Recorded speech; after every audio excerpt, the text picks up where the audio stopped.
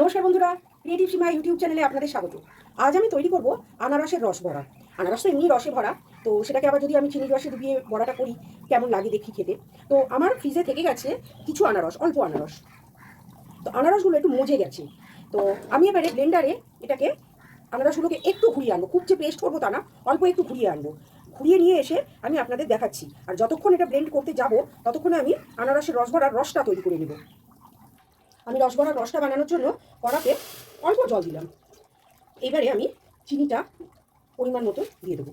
আমি খুব বেশি বানাচ্ছি না, তাই অল্প রস বানাবো, মানে বেশি রস থেকে গেলে বেকার হয়ে যাবে। আমি এই চামচে 4 চামচ চিনি দিচ্ছি। রসটা ততক্ষণ হতে থাক, আমি আনারসটা ব্লেন্ড করে নিয়ে ফিরে আসি। ব্লেন্ড মানে একদম পেস্ট করবো না। রসটা তৈরি হচ্ছে, আমি ততক্ষণ এই যে আনারসটা এইভাবে পেস্ট করে নিয়েছি। আচ্ছা, এইবারে আনারসটা আমি একটু ময়দা দিয়ে মাখবো। আপনারা চালের গুঁড়ো দিয়েও মাখতে পারেন। আমি ময়দা দিয়ে এটাকে বড়ার মতন করে মাখবো।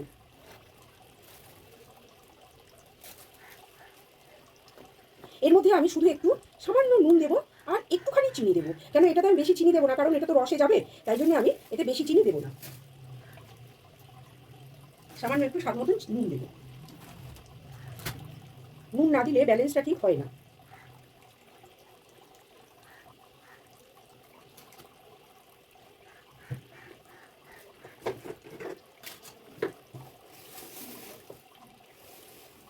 চিনি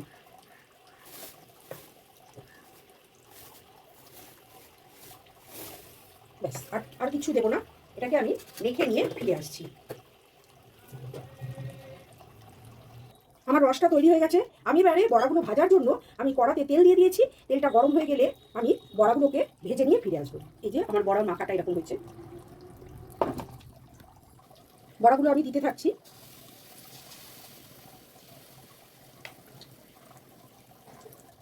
বড়াগুলো ভাজা হয়ে গেছে। আমি এবার বড়াগুলোকে এই ঝুড়ির মধ্যে তুলে নিচ্ছি।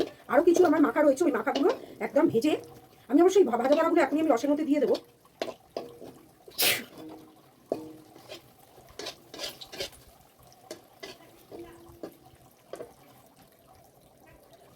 বাকি বড়াগুলো ভাজা হতে থাক, আর আমি ততক্ষণ এই যে কড়াতে রসটা তৈরি করেছিলাম এই বড়া কটা আমি রসের মধ্যে দিয়ে দিলাম।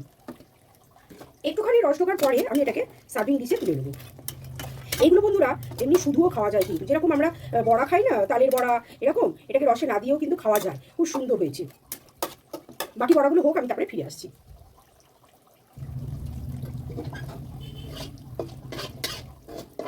আমার বড়াগুলো ভাজা হয়ে গেছে। আমি এবার গ্যাসটা অফ করে দিলাম। আমি এবার আনারসের বড়াগুলোকে, রস বড়াগুলোকে আমি সার্ভিং ডিশে তুলে নিচ্ছি। এবং এটা আরও কিছুক্ষণ রাখতে হবে, রসগুলো ভেতরে ঢুকবে। বন্ধুরা আপনারাও এরকম নিত্য নতুন রেসিপি করে খান, আর আমাকেও কমেন্ট বক্সে জানান, আমিও আপনাদের থেকে শিখতে পারবো যে আপনারা কী রেসিপি তৈরি করলেন, সেটা আমিও তৈরি করে খেয়ে দেখবো। আর আপনারা আর কি রেসিপি দেখতে চান সেটা বললে খুব ভালো হয়, আমি চেষ্টা করে দেখবো সেগুলো আমি বানাতে পারি কিনা। তো তৈরি হয়ে গেল আমার আনারসের রস বড়া।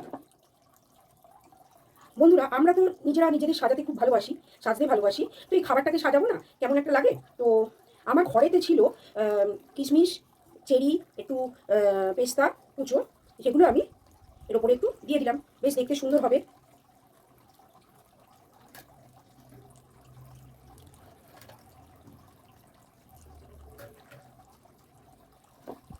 আমার এই রেসিপিটা যদি আপনাদের ভালো লেগে থাকে অবশ্যই কমেন্ট করে কমেন্ট বক্সে জানাবেন। আর প্লিজ বেশি বেশি সাবস্ক্রাইব করবেন, আর লাইক করবেন, শেয়ার করবেন। আজ তাহলে আসি। ভালো থাকবেন, সুস্থ থাকবেন, আনন্দে থাকবেন, আর মন প্রাণ খুলে হাসতে থাকবেন।